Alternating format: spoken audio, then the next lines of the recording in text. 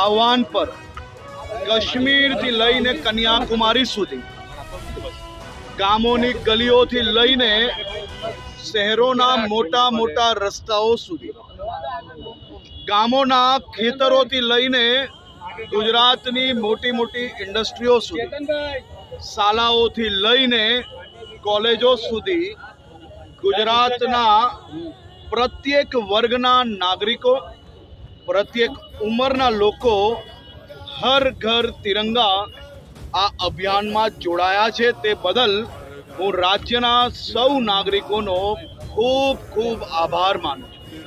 આઝાદીના અમૃત મહોત્સવ નિમિત્તે છેલ્લા 2 વર્ષથી પ્રધાનમંત્રી શ્રી નરેન્દ્રભાઈ મોદીજીના આહવાન પર જે પ્રકારે હર ઘર તિરંગાના કાર્યક્રમમાં લોકોનો સહયોગ મળી રહ્યો છે, લોકોમાં દેશભક્તિની જે લાગણી છે એ પ્રગટ કરવા માટેનો એક ખૂબ મોટો અભિયાન એ ગુજરાતમાં 8 થી 15મી ઓગસ્ટ સુધી ચાલનાર છે.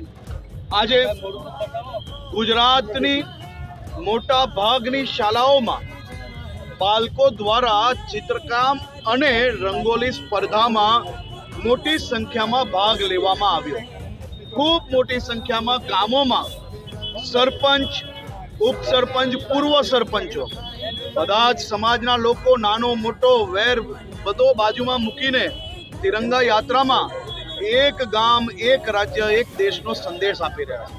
ગુજરાત પોલીસ દ્વારા, તમામ મહાનગરપાલિકાઓ દ્વારા તિરંગા વિતરણના અલગ અલગ કાર્યક્રમો આયોજન કરવામાં આવ્યા છે. આજે સુરત મહાનગરના ભાગલ વિસ્તારમાં તિરંગા વિતરણ કાર્યક્રમમાં ભાગ લેવાનો અવસર પ્રાપ્ત થયો.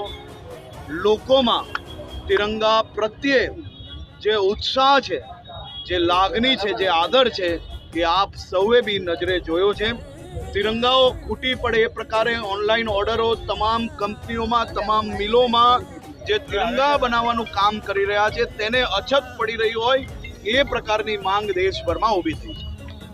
તક્ષશિલાના પીડિતોએ કોંગ્રેસની ન્યાય યાત્રામાં જોડાવાનો સ્પષ્ટપણે ઇનકાર કર્યો છે, એટલે કઈ રીતે તમે જોઈ રહ્યા છો? ન્યાય યાત્રાનો જવાબ એ પીડિત પરિવારો દ્વારા આપવામાં આવ્યો છે. આ અનેક લોકોએ પોતાના જીવ ગુમાવ્યા છે. એની ઉપર કોઈ બી રાજનીતિ હોય જ ના શકે અને હું આ બાબતે કોઈ બી રાજનીતિક સ્ટેટમેન્ટ આપવા નથી માંગતો, પરંતુ આ પરિવારોના દુઃખને રાજનીતિક વિષય બનાવવો એ ખૂબ મોટું પાપ છે. श्वेत है क्या रंग सत्य का, ये श्वेत रंग शांति का है, ये श्वेत रंग एके का है, ये रंग देश के दिल में है बसा. रंग हरा तो खुशहाली का है, ये धर्म चक्र विकास का. इन्हीं उसूलों से है ये बना तिरंगा हमारा.